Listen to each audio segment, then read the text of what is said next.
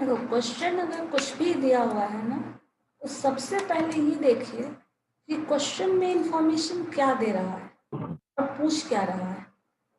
जो भी क्वेश्चन में इंफॉर्मेशन दिया है अगर उससे उसका डायरेक्ट रिलेशन है तो आपको फॉर्मूला आराम से मिल जाएगा, आप सॉल्व कर लोगे, तब तो कोई प्रॉब्लम ही नहीं होने वाली है।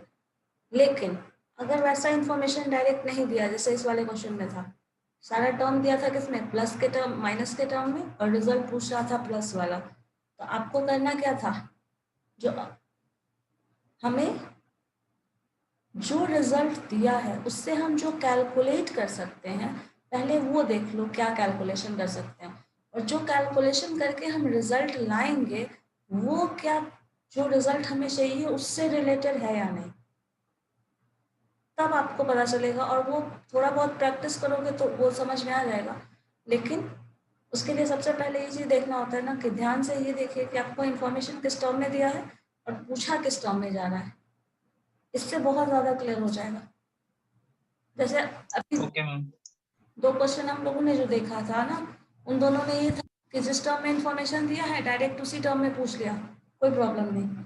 अभी क्या किया, इन्फॉर्मेशन प्लस माइनस वाले टर्म में दिया और पूछ रहा है प्लस वाले टर्म को।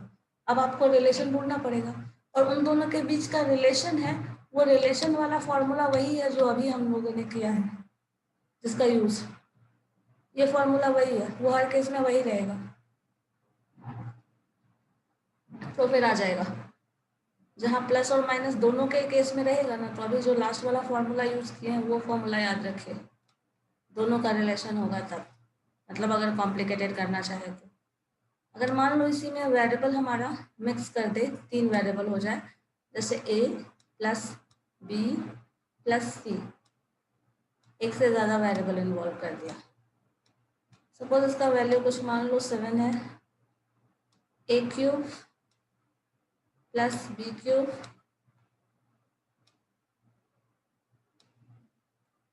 Plus C cube minus 3abc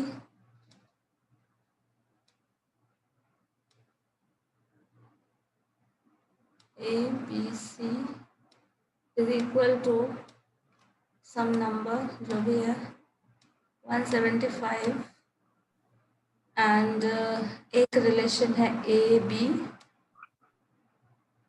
plus B C plus C ए।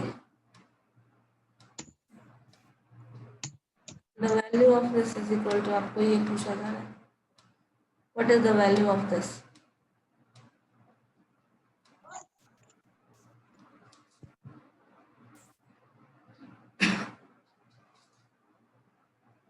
कोई लॉजिक यहाँ लग सकता है? यस मैम, वो वाला फॉर्मूला लगेगा, a cube plus b cube plus c cube मैन 3abc इक्वल टू ए हाँ प्लस फॉर्मूला बी तो प्लस लगा सी। सकते हैं, लेकिन फॉर्मूला के पहले भी बहुत एक सिंपल लॉजिक है जो अप्लाई कर लें तो आंसर मिल जाएगा, जैसे था अभी ना, number of. Ma'am A B C के जगह 7 रख देंगे तो नहीं आएगा? ठीक है, वो तो फॉर्मूला से के अकॉर्डिंग आप लोग बोल रहे हैं। सबसे पहले मैंने सबसे शुरुआत में एक लॉजिक बताया था, number of variable and number of equation पे बेस्ड। अगर नंबर ऑफ वेरिएबल ज़्यादा हो नंबर ऑफ इक्वेशन से, नंबर ऑफ इक्वेशन ज़्यादा हो नंबर ऑफ वेरिएबल से, in that case they have multiple solution, है ना। Yes ma'am. Yes ma'am. तो नंबर ऑफ देखो यहाँ पे वेरिएबल कितना है 3, इक्वेशन गिवन कितना है 2, इक्वेशन गिवन है और आपको ये तो पूछ ही रहा है, तो यहाँ पे क्या हो जाएगा, सारा वैल्यू, किसी दो का वैल्यू आप 0 रख लो, 2 का वैल्यू 0 रख लोगे तो थर्ड का वैल्यू अपने आप आ जाएगा, फिर इक्वेट कर दो, जो आएगा वही आंसर है। वैसे वो भी आप अप्लाई कर सकते हैं जो इन्फॉर्मेशन गिवन है इसके हिसाब से, तो वो भी आ जाएगा आंसर। मतलब ए क्यूब बी क्यूब ए क्यूब प्लस बी क्यूब का जो वैल्यू है फॉर्मूला है वो भी अप्लाई कर दो तो भी आ जाएगा, इससे भी आ जाएगा, दोनों से आंसर आएगा। अल्टीमेटली ये भी निकालना है,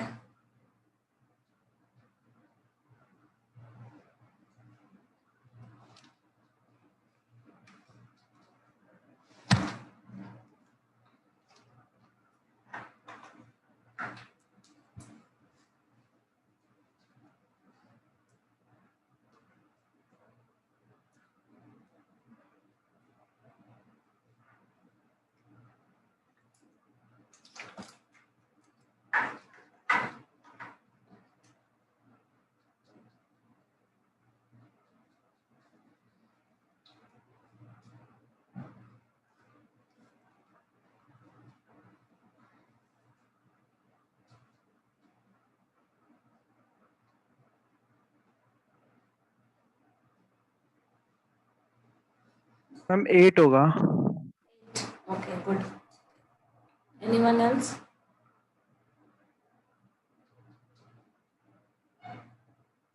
मैम -8 आ रहा है मैम। माइनस कैसे आ जा रहा है? पता नहीं मैम। क्या कर रहे किए हैं आप? क्या किसका वैल्यू 0 रखा है? ए बी का। Yes ma'am. ए बी 0 रख दिया, then C is equal to 7. So A B 0 अगर, तो this term is 0, this term is 0, this term is 0, this term is 0 and this term is also 0. यहाँ अगर देखें तो A B इसमें आ रहा है, तो ये भी 0 हो जाएगा और ये भी 0 हो जाएगा। यही है ना? बताओ। Yes ma'am. अब अगर इसमें देखें तो सिर्फ हमें सी ए का वैल्यू चाहिए।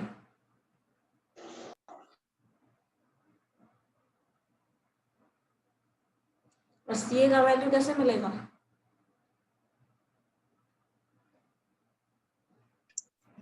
कुछ नहीं मैम, इसको इक्वेट कर देंगे आगे। करके देखो क्या आ रहा है।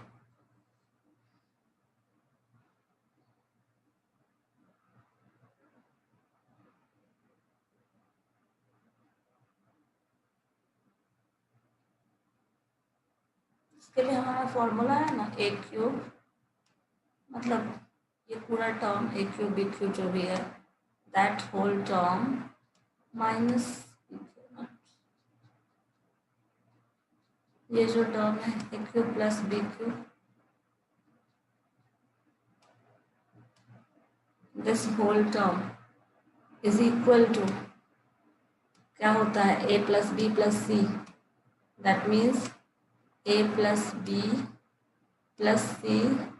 ये फॉर्मूला पे अब इक्वेट कर दीजिए, सी का वैल्यू मिल जाएगा।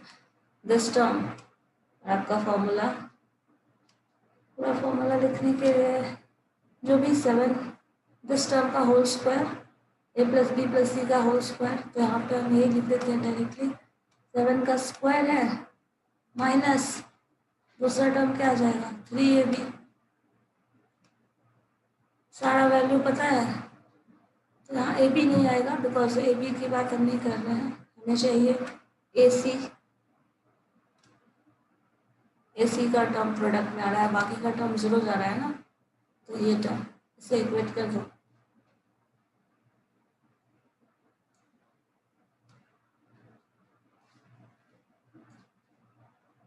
दैट मीन्स यहाँ 175 इज इक्वल टू 7, यहाँ 7 का स्क्वायर माइनस 3ac, 7 का स्क्वायर 49 माइनस 3 टाइम्स ac। यहाँ से बस इक्वेट कर दीजिए, ac क्या आ रहा है? क्या आ रहा है बताइए? आंसर आ जाएगा, वही आंसर है ना।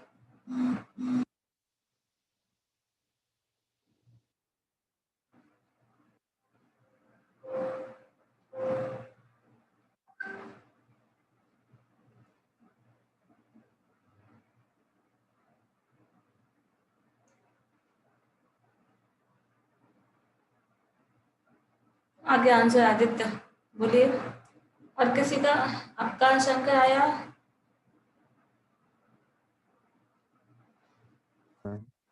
हाँ आ गया। मैम यहाँ पे फिर सी एक का तो वैल्यू 0 ले ही लिए, फिर कैसे अच्छा, ए का वैल्यू 0 लिया है ना, तो सॉरी यहाँ BC आ जाएगा, ये कैंसिल नहीं होगा, ये वाला हो जाएगा, ये आ जाएगा आपका बी और सी। ठीक है, ए का 0 रख रहे हैं, एक मिनट, ए बी 0 रखा, तो ए भी 0 है तो सब 0 हो गया मैम। पूरा टर्म 0 हो वही जाएगा। ऐसा वही नहीं समझ में आ रहा है, 0 आंसर होगा क्या इसका इसी का? मैम सब 0 हो जाएगा तो फिर तो 0 ही आंसर हो जाएगा। 0 कैसे होगा? 0 तो एक मिनट रुको, फिर रखने से फिर नहीं मैम हो 0 पाएगा कैसे मैम। हो जाएगा इसमें आंसर? अच्छा 2 इक्वेशन है ना हमारे पास, तो एक वैल्यू 0 यस रखना है, एक वैल्यू 0 रखोगे फिर आ जाएगा।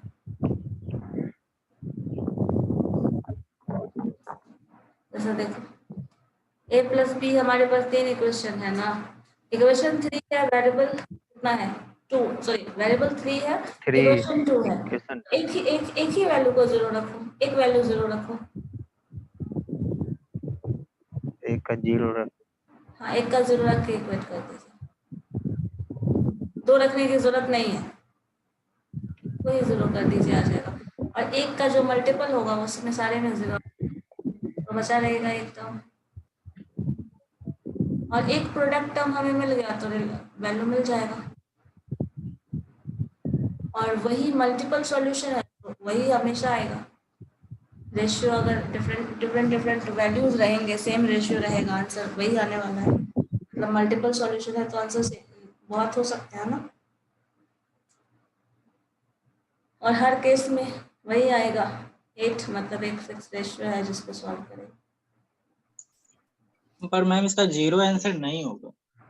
0 तो नहीं होगा, इसीलिए तो बोला कि एक नहीं वैल्यू, होगा, तभी वैसे ही बोला।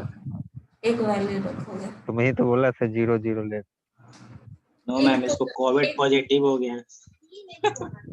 एक को 0 कर लीजिए, आ जाएगा। क्लास में किसी को हुआ है क्या, किसी को भी स्टूडेंट को? मैम शंकर को नहीं, जोक वाली बात नहीं है। हम पूरे स्वस्थ है भाई, मेरा फैमिली भी स्वस्थ है, सब कोई नहीं मेरे फैमिली में। मैम मुझे भी हुआ था मैम, पिछले मंथ में हुआ था, 1 मंथ तक क्वारंटीन रहा मैं। एक मंथ तक quarantine रहे, यस मैम। इसमें तो फर्स्ट 16 डेज तो पूरा नर्वस था मैं, उसके बाद धीरे धीरे बैकअप आया, यानी कैसे 1 मंथ लग गया मैम। रिकवर होने में। Yes ma'am. घर पे बाकी लोग ठीक है सब? यस मैम, सारे ठीक है। इन्फेक्शन आपको सारे क्या, इन्फेक्ट हो गए थे, सारे इन्फेक्ट हो गए थे मैम। उसके सारे बाद को इन्फेक्ट कर दिया आपने या उन लोगों ने आपको इन्फेक्ट? नो मैम, कोई बाहर का आदमी थे, उन्हीं से इन्फेक्ट हो गया ma'am. No ma'am, main reason है मैम, मैं एटीएम गया था उस दिन, एटीएम में कभी जाने भी, की। हाँ, यस मैम, उसी दिन से हुआ मैम ये।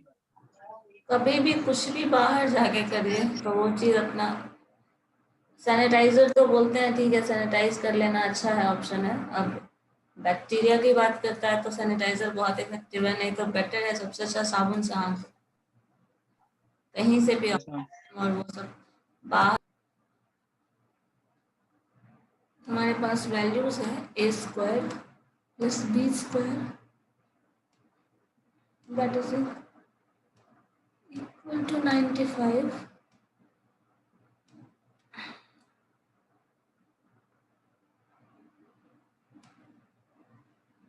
ab is equal to 13।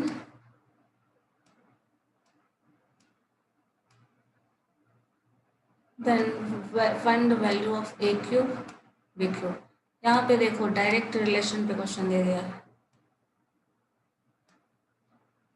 जो क्वेश्चन अभी आपको ट्विस्ट होकर मिल रहा था वो क्वेश्चन डायरेक्टली पूछ दिया,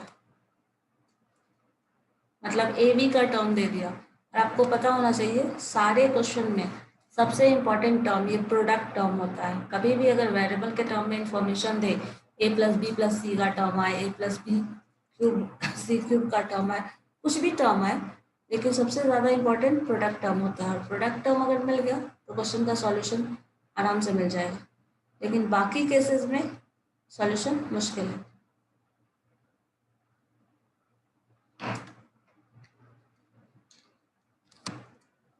तो ए बी गिवन है तो क्या हो जाएगा ये,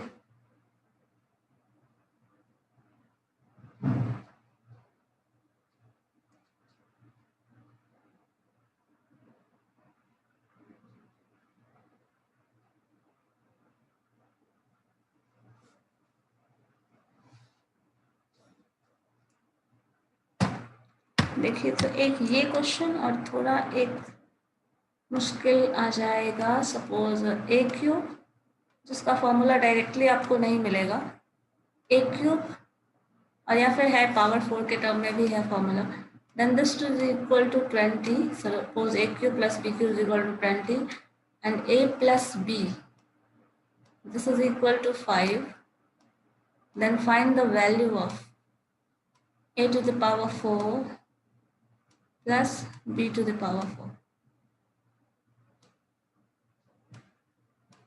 ये दोनों क्वेश्चन करके देखिए तो।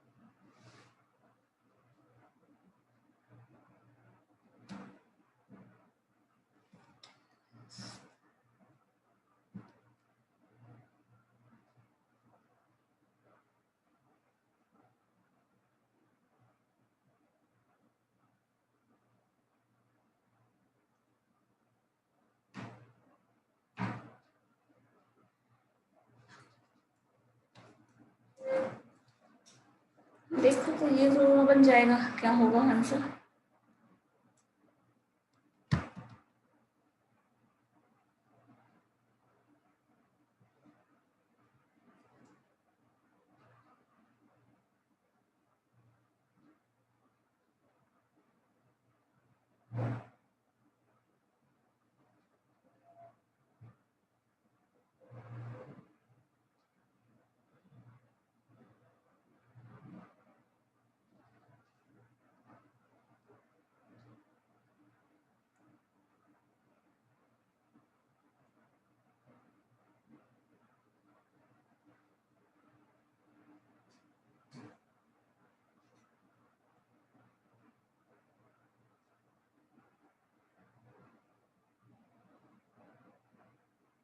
बताइए। मैम सेकंड का मैम 5AB आ रहा है क्या?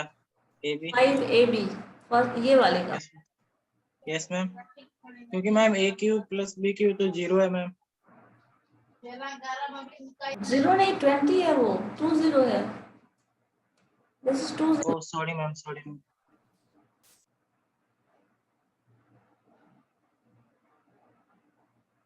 पूछा गया है a plus AQ plus BQ में। मैम पहले का आंसर 902 है क्या? 902 फर्स्ट वाले का। हाँ yes ma'am.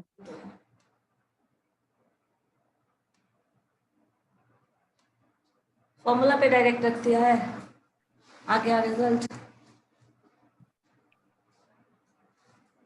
a plus B के लिए वो मैम फॉर्मूला लगाना पड़ा, a प्लस बी का होल स्क्वायर का। a प्लस बी का होल स्क्वायर पे ना, हाँ उसमें क्यूब वाला जो यूज करते हैं वही टर्म ना। यस।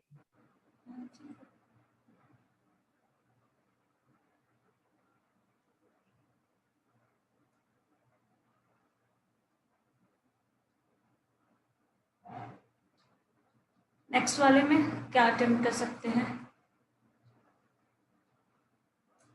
मैम पहला 902। 902 गुड। Yes ma'am.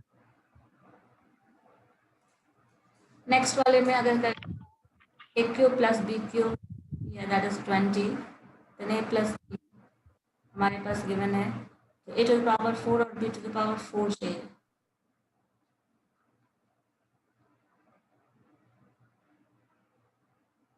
पहले तो निकालो a to the power 4 b to the power 4 term अगर हमें चाहिए तो कहीं ना कहीं ए स्क्वायर का स्क्वायर और बी स्क्वायर का स्क्वायर है वो, इसको हम लोग ऐसे बोल सकते हैं, जैसे मान लीजिए ए स्क्वायर प्लस बी स्क्वायर, अगर हम इस टर्म का स्क्वायर कर लें और इसका होल स्क्वायर कर लें, दिस टर्म स्क्वायर माइनस 4 नहीं 2 ना 2a स्क्वायर बी स्क्वायर, ये टर्म सिंप्लीफाई कर दें तो मिल जाएगा आंसर। ए का पावर 4 बी का पावर 4 ब्रेक करोगे 2ab, यहाँ पे आपका मल्टीपल आएगा, पॉजिटिव नेगेटिव जो भी सॉल्व करेंगे अल्टीमेटली टर्म आ जाएगा। अब यहाँ पे हमें चाहिए क्या, इस टर्म को सॉल्व करने के लिए हमें चाहिए ए स्क्वायर प्लस बी स्क्वायर, ये चाहिए, ये वैल्यू मिल जाए और ए भी मिल जाए, ये दोनों मिल जाएगा तो ये वैल्यू आ जाएगा। ये बस यही ढूंढना है, इस अब इन दोनों टर्म से आप ये कैसे निकालोगे ये बताओ। ए बी को पता है, ए बी 7 निकल। ए बी 7 आ रहा है। ओके, ए बी 7 आ गया तो आप अब ये देख लो, ए बी का स्क्वायर करके।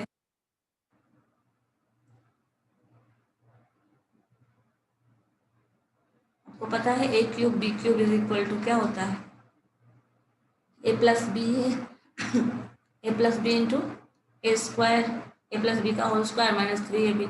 वहाँ से ए बी निकल गया, ए बी का निकल गया तो आप बाकी सारा टर्म को निकाल सकते हो। A square plus b square is equal to a square plus b 2ab के फॉर्म में ब्रेक कर लो, वो आ जाएगा। यानी ये वैल्यू पुट कर लो। और -87 होगा। कितना? -87 -37 नहीं 37 87 no no the value ma'am मेरा 98 आ रहा है मैम। a into b तो 7 होगा ना। देखो ये 7 बता रहे हो ना, हाँ ये 7 होगा। This is equal to this term, ये इसके 23 मैम। 23, हाँ 23 इज करेक्ट वैल्यू। और किसी का आया देख लो, चेक कर लो एक बार, क्रॉस वेरीफाई कर लो। यस मैम 23 होगा। 23 33 या 23? 23 मैम। 23 देन ठीक है। मैम यही पुट नहीं हो रहा था कि ये 7 मैम कैसे आया मैम यहाँ पे। ये 7 यस मैम। ए बी का वैल्यू, शंकर बोला मैम ए बी का वैल्यू 7 होगा, उसके बाद तो इक्वेट हो गया, ठीक है, अच्छा, उसके बाद इक्वेट हो गया, लेकिन ये 7 कैसे आया मैम वो नहीं पता चल रहा 7 था। कैसे आया? देखिए वैल्यू एक हम लोग क्यूब निकालते से हैं।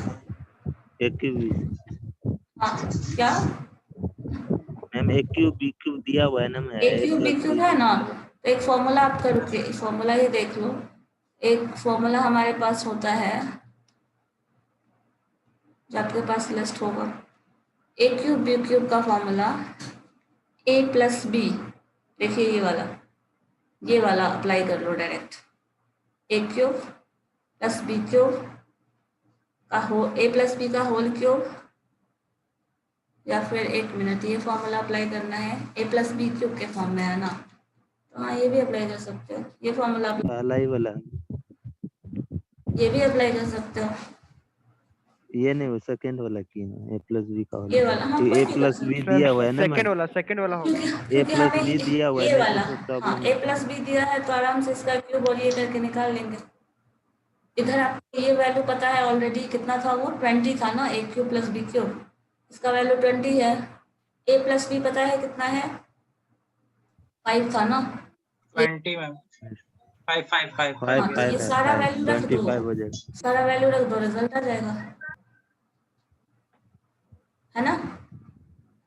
सिर्फ उसी वैल्यू पे पुट कर लीजिए। नहीं तो इसमें से एक काम आप ये भी कर सकते हैं, ए प्लस बी को कॉमन रख लीजिए और उससे कर दीजिए। ए प्लस बी कॉमन निकाल लो, 5 बाहर, ए प्लस बी का स्क्वायर माइनस 3ab।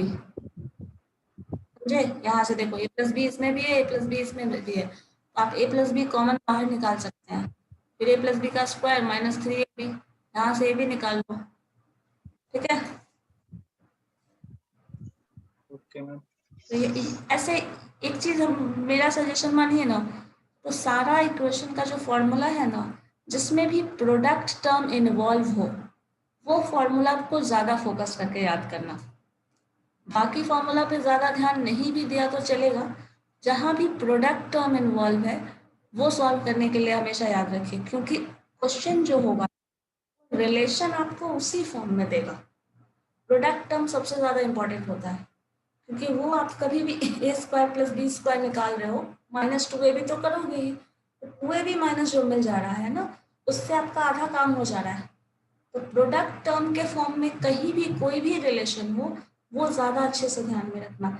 ए स्क्वायर प्लस बी स्क्वायर का फॉर्मूला आपको ए प्लस बी ए माइनस बी वाला टर्म याद रहे या ना रहे, ये सॉरी माइनस वाला, लेकिन अगर आपको ये टर्म याद है 2ab वाला, तो ये ज्यादा बेटर है, ये ज्यादा यूज होगा, कभी भी इस तरह के क्वेश्चन में ज्यादा यूज होगा। प्रोडक्ट टर्म यहाँ इन्वॉल्व है, यहाँ इन्वॉल्व है, ये याद रखना।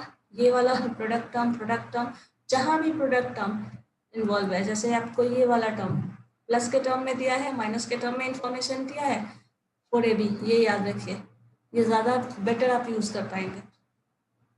ठीक है, और ये फॉर्मूला जैसे अभी वाले क्वेश्चन में ही मान लो क्यूब के टर्म में इंफॉर्मेशन नहीं दिया होता, ए प्लस बी, आप इससे भी इस्तेमाल कर सकते हो, ये वाला देखो।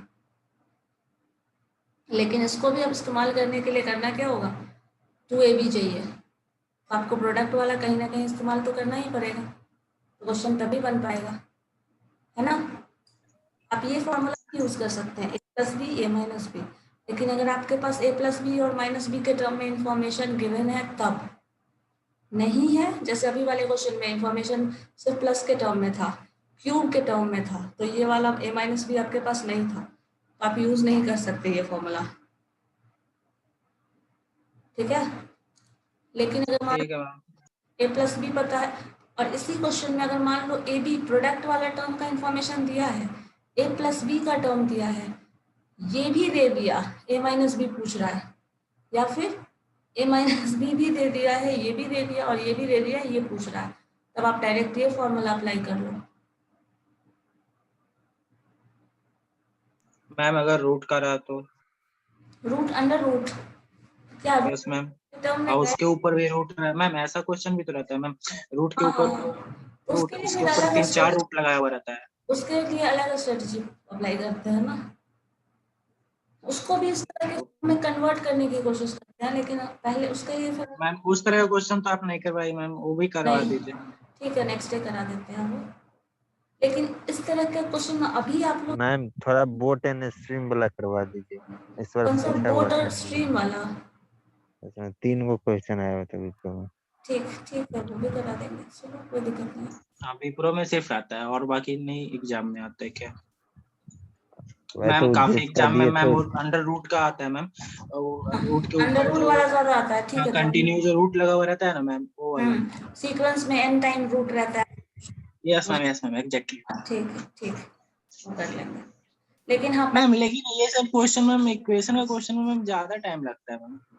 इक्वेशन नहीं तो एक चीज ध्यान में रखना ना, जब क्वेश्चन तुम देखना ना प्रीवियस ईयर का, तो उसमें एक चीज रहेगा, सारा क्वेश्चन कहीं ना कहीं लॉजिकली कनेक्टेड होता है, टाइम टेकिंग थोड़ा होता है, लेकिन अगर लॉजिक से इतना ज्यादा वो एक दूसरे से रिलेटेड होता है ना, कि आपको डायरेक्ट सॉल्यूशन उतना लंबा चौड़ा नहीं करना होता है, वो ट्रिकी होता है क्वेश्चन बहुत ज्यादा। जो आप मैम वो वेरिएबल वाला क्वेश्चन, ये क्या कहते हैं, न्यूमेरिकल क्वेश्चन करवा रही थी, उसमें मैम मैम कुछ नहीं, एक दूसरे से रिलेट करके आंसर निकल रहा था।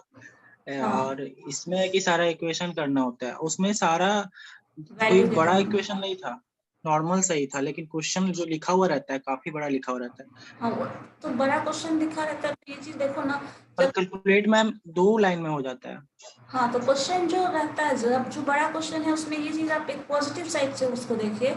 ये सब मैम जो कोई छोटा क्वेश्चन जो है, ये सब बहुत प्रॉब्लम करता है क्रिएट, हाँ प्लस माइनस में, उसके बाद फिर इक्वेशन में कौन सा फॉर्मूला पुट होगा। इसमें बोल तो रहे हैं ना, इसमें आप वही करो ना, जिसमें भी प्रोडक्ट टर्म का दिख रहा है ना रिलेशन, वो रिलेशन ज्यादा याद, उस पर फोकस करो, इससे रिलेटेड क्वेश्चन नहीं छूटने वाला है। अगर इस तरह का क्वेश्चन आता है तो प्रोडक्ट टर्म पे फोकस करो, ये टर्म पे फोकस करो, रिजल्ट अपने आप आ जाएगा, क्योंकि सबसे किसी भी रिलेशन को अगर स्टैब्लिश करना है तो प्रोडक्ट टर्म सबसे इंपॉर्टेंट है। आप ए प्लस बी का होल स्क्वायर करो, ए प्लस बी का क्यूब करो, जो भी करो, हर किसी में प्रोडक्ट वाला टर्म जो है वो हमेशा इंपॉर्टेंट रहेगा। कभी भी इंफॉर्मेशन क्वेश्चन आपका उसी फॉर्म में रहेगा, और सबसे सबसे बेटर सॉल्यूशन और सबसे इजीएस्ट सॉल्यूशन आपको वही दे सकता है। मतलब बेटर क्या है, एक ही ऑप्शन रहेगा हमारे पास, लेकिन सबसे इजी वे में सॉल्यूशन आपको वहीं से मिलने वाला है। ठीक है, इस तरह का क्वेश्चन करके फिर देखिएगा, और इसमें भी वेरिएबल कुछ कुछ एसोसिएट करके, और रूट्स वाला बोल रहे हैं ना, रूट वाला करना है, और बोट स्ट्रीम, और भी कोई मैम सॉल्व करने का तो सारा कर लेते हैं मैम, एग्जाम आते आते सारा भूल जाते सिर्फ शंकर को याद रहता है। नहीं, तो एक उसके लिए एक तरीका है ना, क्वेश्चन सॉल्व करके ना, जो थ्योरी उससे जनरेट हो रहा है ना, वो समराइज तरीके से एक जगह लिख के रख लो आप, समराइज Yes, ma'am. फॉर्म में। मैम जो पढ़ कर जाते हैं वही आता ही नहीं, सिर्फ फॉर्मूला बेस्ड क्वेश्चन आता है। फॉर्मूला पे फोकस करिए, तो इसीलिए तो मैंने कहा जो भी पढ़ रहे हो ना सारा ये पूरा यस मैम। फॉर्मूला का जरूरत नहीं है, ये आपको याद है। मैम रीजनिंग क्वेश्चन भी करवा दीजिएगा मैम। रीजनिंग, हाँ थोड़ा बहुत, मीन्स मतलब 10-20 क्वेश्चन। किस तरह का reasoning? And ma'am data interpretation का मैम 4-5 क्वेश्चन। डाटा इंटरप्रिटेशन, कोई बात नहीं, डाटा हाँ प्लीज मैम करवा दीजिएगा। ठीक। फिगर वाला मैम आता ही आता है। फिगर मतलब ठीक है मैम, ग्राफिकल जो शंकर को सारा पता है। सर्कल मतलब पाई चार्ट वगैरह। इसमें पाई चार्ट वाला भी आता है और वो वाला मैम जिसमें फ्लिप टेबुलर किया फॉर्म, हुआ रहता है मैम। इसका इसमें मतलब 2 दे दिया है, तीसरा का उसमें रिलेशन है। कुछ इंफॉर्मेशन पाई चार्ट के फॉर्म में है, कुछ टेबुलर के फॉर्म में है, दोनों से मिला के फिर आंसर देना है, कुछ ऐसा। Yes ma'am. Ma'am data interpretation का मैम मैं हाँ, हिंट्स डाटा, दे दूंगा मैम बिल्कुल। ऐसे हाँ मैम डाटा आपको पता भी होगा, वो इंटरप्रिटेशन, बॉक्स बना हुआ रहता है, उसी से इक्वेशन निकालना होता है। हाँ डाटा इंटरप्रिटेशन मेरा सब्जेक्ट ही है, मतलब डेटा इंटरप्रिटेशन मैंने पढ़ा है। यो उसमें तो बीपीएससी वगैरह लेवल में, यूपीएससी में भी क्वेश्चन आता है, बीपीएससी वगैरह। यस मैम, बैंकिंग रेलवे ये सब में भी आ रहा है मैम। बैंकिंग रेलवे में रहता है, बट इतना ज्यादा मतलब मुश्किल नहीं रहता है, थोड़ा आसान रहता है। यस और बीपीएससी वगैरह में रहता है वो 50 नंबर का सिर्फ डेटा इंटरप्रिटेशन होता है। अब सोचो कितना होता होगा, 50 मार्क्स का डेटा इंटरप्रिटेशन होता है, बट वो खैर सब्जेक्टिव रहता है इसलिए। लेकिन यहाँ पे भी वही रहता है, 2-3 टर्म में इंफॉर्मेशन दिया रहेगा, इंटरप्रेट करना होगा। ठीक है, ठीक है, वो भी कर सकते हैं। सीक्वेंशियली करेंगे ना, पहले इसका खत्म कर लेते हैं, देन देखते हैं डेटा इंटरप्रिटेशन बोलिए वो, या फिर बोर्ड स्ट्रीम वाला बोले वो। मैम रीजनिंग भी। ठीक ठीक है, चलो तो फिर हम लोग ना इससे नेक्स्ट डे रूट वगैरह जो भी रूट वो मैम, रूट का क्वेश्चन और एक शंकर का था, वो दोनों कर लेंगे next board day. And stream, हाँ शंकर बोल रहा था कौन सा क्वेश्चन था उसका। बोर्ड एंड मेरा रूट स्ट्रीम का ही था। बोल रहे थे। तुमने दिया था क्या वो प्रो का? दिया तो था मैं, लेकिन निकला मुझे उसमें नहीं? जाना ही नहीं है। बोर्ड निकला कि नहीं? मैम मैं अभी तैयारी भी नहीं कर रहा हूँ कुछ का। शंकर 1 साल पहले से तैयारी कर रहा अच्छी बात है। है। फिर से दोनों बीटेक मिलके करने वाला है। और आप मैम लोगों नेक्स्ट को क्लास मैम दोनों क्वेश्चन मैम करवा दीजिएगा ma'am. Board and stream and roots वाला, ठीक है, दोनों 2 सेशन यस मैम, ज्वाइन एक शंकर का। करेंगे, यस एक सेशन में वो दोनों कर लेंगे। और चलो ठीक है फिर, और ये सब आप प्रैक्टिस कर लो, इससे रिलेटेड जो भी है, यस मैम। जो पॉसिबिलिटी होगी यही सब क्वेश्चन की होगी, और ज़्यादा कुछ नहीं। और रूट वाला देख लेते हैं, या फिर 1/x 1/z टाइप का भी क्वेश्चन होता है कुछ कुछ, तो वो भी देख लेंगे, कुछ कुछ होगा तो। चलिए ठीक है फिर, विदिन 1 मिनट ये खत्म ही हो जाएगा।